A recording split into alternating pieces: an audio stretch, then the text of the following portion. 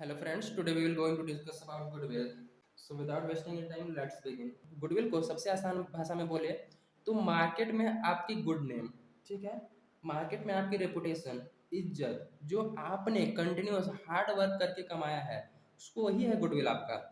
Goodwill ज़्यादा कुछ नहीं है, सिंपल अगर लैंग्वेज में बात करें तो गुडविल जिसके कारण कस्टमर क्या होता है कि बार बार आपके ही दुकान में रिटर्न होके आए, वो आपके गुडविल है। ठीक है, गुडविल का सिंपल मतलब गुड नेम, रेपुटेशन जो फर्म ने कमाया है हार्ड वर्क के कारण, और जो उसके ओनर है वो ऑनेस्ट है, अच्छी सर्विसेज प्रोवाइड करते हैं।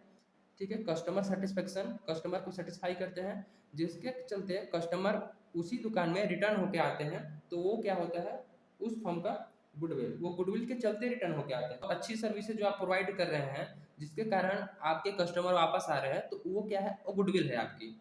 ठीक है, जिसके कारण आप जो है फ्यूचर में ज़्यादा प्रॉफिट अर्न करते हैं कंपेरिजन टू नॉर्मल बिजनेस।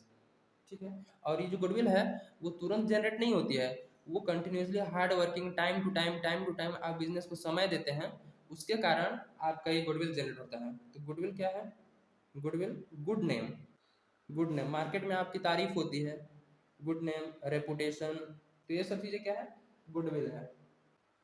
अब गुडविल की अगर कैरेक्टरिस्टिक्स की बात करें, कैरेक्टरिस्टिक्स तो सिंपल सिंपल कैरेक्टरिस्टिक्स हैं। पहला कैरेक्टरिस्टिक्स है it is an intangible asset, it is an intangible asset. Goodwill क्या है, इंटेंजिबल। अब इंटेंजिबल का मतलब क्या होता है, तो इंटेंजिबल का सिंपल सा मतलब समझो कि जिसको आप देख नहीं सकते, टच नहीं कर सकते, लेकिन आप फील कर सकते हो और उसकी वैल्यू को मेजर किया जा सकता है, तो ये होता है इंटेंजिबल का मीनिंग। ठीक है, तो इंटेंजिबल क्या है, गुडविल यार टाइम टू टाइम जनरेट हुई है। ठीक है, उसको कोई पकड़ के थोड़ी ला के रखा है कि हाँ भाई मेरी गुडविल है जिसके कारण लोग आ रहे हैं, ना ना, ऐसा कुछ नहीं बात है। अच्छी सर्विसेज प्रोवाइड कर रहे हो आप, अच्छा प्रोडक्ट है आपका और सब कुछ अच्छे से कस्टमर को केयर कर रहे हो, तो आपकी धीरे धीरे मार्केट में गुड नेम जनरेट हो जाती है, गुड नेम जनरेट हो जाता है। और ये दिखने वाली कोई चीज़ नहीं है, ये time to time hard work के कारण जनरेट होती है। तो ये क्या है, इनटेंजिबल एसेट है, ये हमारा एसेट है जिसके कारण में हम फ्यूचर में मोर प्रॉफिट अर्न करेंगे, तो ये है इनटेंजिबल एसेट। दूसरी क्या है, इट इज़ वैल्यूएबल एसेट, इसको वैल्यू कर सकते हैं हम, इट इज़ वैल्यूएबल एसेट। ये क्या है, इसकी वैल्यू की जा सकती है बाय डिफरेंट डिफरेंट मेथड, तो मेथड अगले लेक्चर में डिस्कस करेंगे। अभी फिलहाल कैरेक्टरिस्टिक्स और इसके कुछ बेसिक टर्म्स की बात। It is valued when business is sold, it is valuable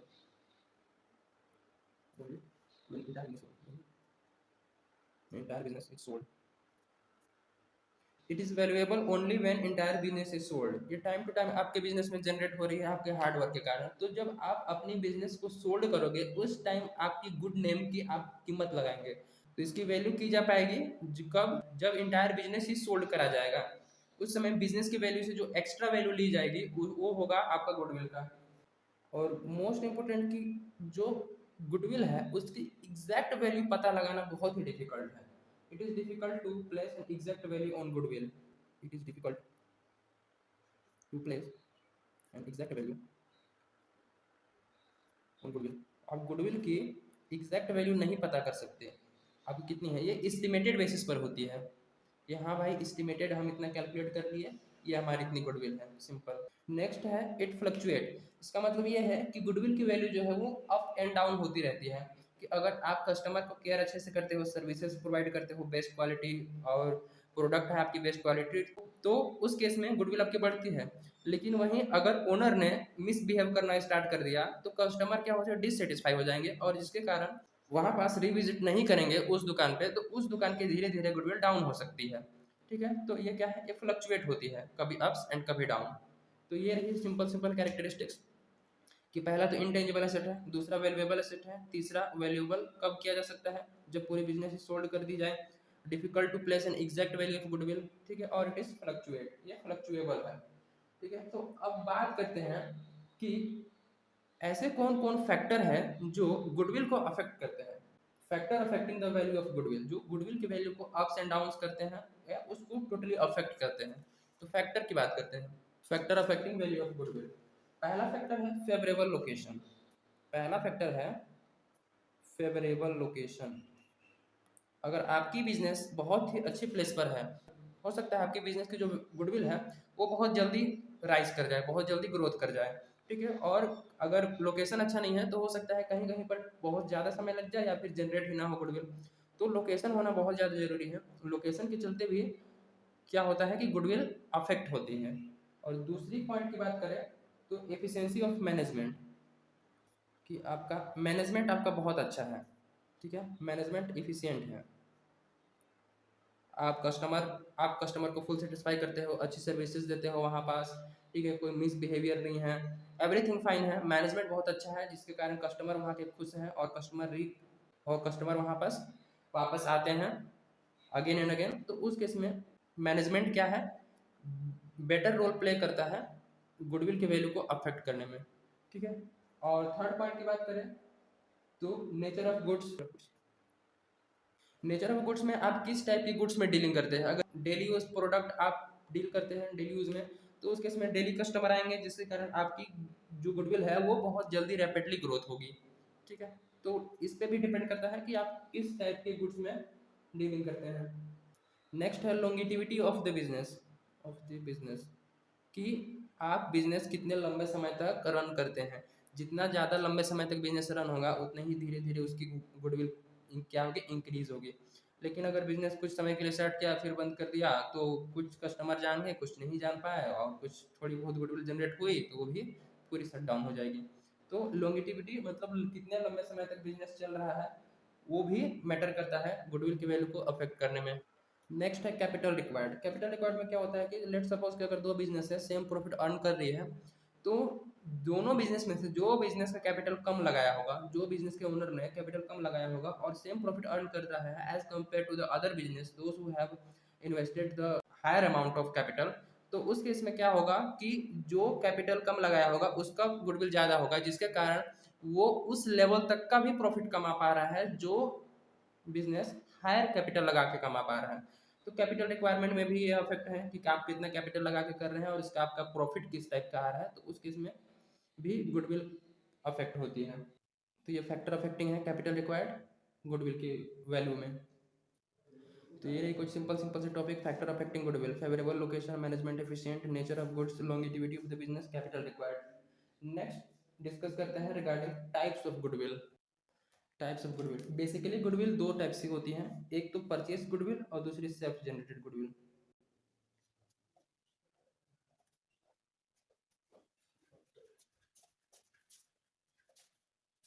purchase goodwill वो गुडविल होती है जिसके लिए आपने क्या किया है, पेमेंट किया होता है, जिसके लिए आपने पेमेंट किया होता है। लेट सपोज कि आप क्या करें, एक बिजनेस को परचेज किए, ठीक है, एक बनी बनाई बिजनेस जो पहले से मार्केट में चल रही थी उसको आपने परचेज किया, ठीक है, तो उसकी वैल्यू कैलकुलेट करेंगे बाय एसेट माइनस लाइबिलिटी, ठीक है, तो ये आ जाएगी नेटवर्थ।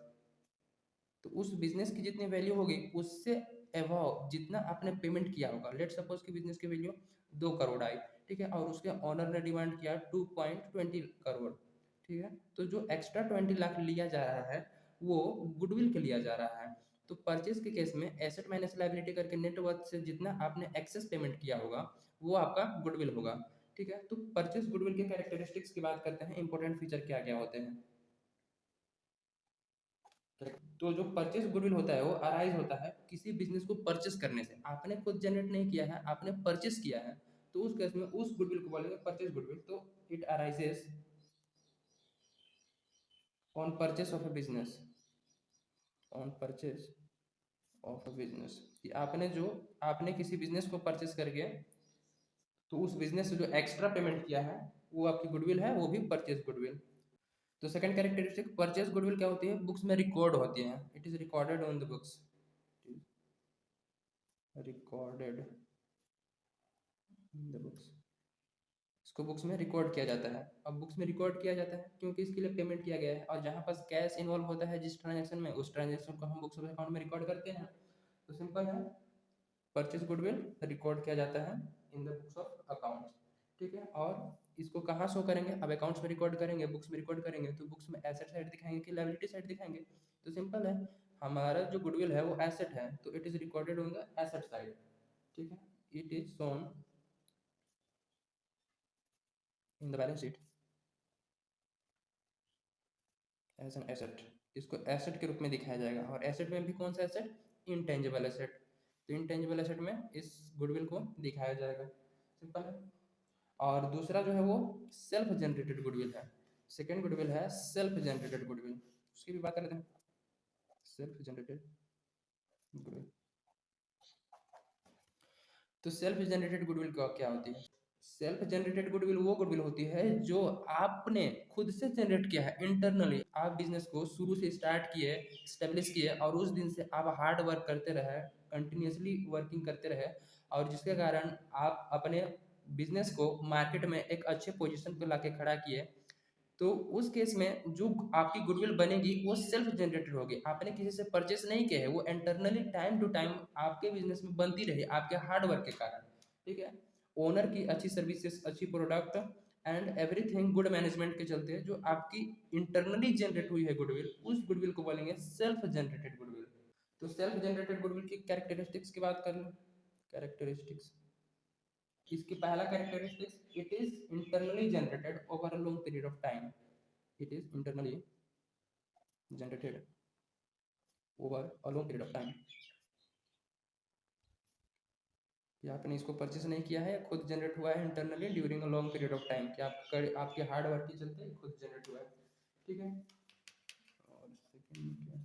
और इस गुडविल की आप एक्चुअल कीमत नहीं लगा सकते हैं, इस गुडविल की आप एक्चुअल प्राइस कैलकुलेट नहीं कर सकते हैं, it is always on the estimated basis, ठीक है। The actual price of goodwill is can not be calculated, the true cost can not be placed on this type of goodwill, the true cost can not be placed. तो इस type की goodwill में, self generated goodwill में आप actual कीमत नहीं लगा सकते आप अपनी गुडविल की। और जो सेल्फ जनरेटेड गुडविल होती है एज पर अकाउंटिंग स्टैंडर्ड 26, ठीक है, इसको आप अपने बुक्स ऑफ अकाउंट में रिकॉर्ड नहीं कर सकते हैं। सेल्फ जनरेटेड गुडविल को बुक्स ऑफ अकाउंट में रिकॉर्ड नहीं किया जाता है, क्यों? क्योंकि इस क्योंकि इस गुडविल को आपने खुद जनरेट किया है over a long period of time, आपने इसमें कितना एफर्ट किया है, कितना मेहनत किया है, वो चीज़ें इन्वॉल्व है, न कि आपने कितना कैश देके इसको तो आपने खरीदा ही नहीं है, तो इसमें कैश इन्वॉल्व ही नहीं है। तो कैश इन्वॉल्व ही नहीं है, तो जहाँ पे कैश इन्वॉल्व नहीं होता है वहाँ पास रिकॉर्डिंग नहीं की जाती है बुक्स ऑफ अकाउंट में, ठीक है। रिकॉर्ड नहीं की जा सकती है, क्यों? There is no any cash involve, cash इसमें इन्वॉल्व नहीं है, कैश इन्वॉल्व नहीं है, ठीक है। तो इस केस में सेल्फ जनरेटेड गुडविल को बुक्स ऑफ अकाउंट में रिकॉर्ड नहीं किया जा सकता।